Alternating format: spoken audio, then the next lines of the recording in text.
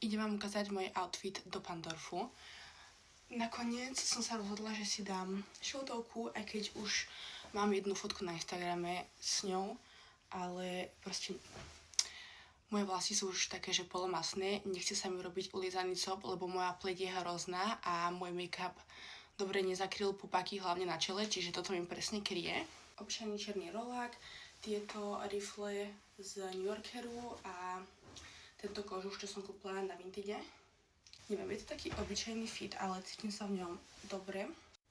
Chodili by sa mnou? Skúšam. Čiže vlastne on to ani nie je vidno moc, tie tupánky.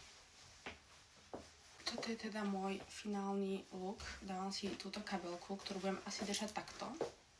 Dávam si vancik musculy a prstenia. Takže tak, ešte si dáme spolu voňavky. Tento sprej na oblečenie, na textil z voňavého domova. Body spray od Victoria's Secret Bare Vanilla. Túto voňavku z arabských vôní. Myslím si, že to je všetko.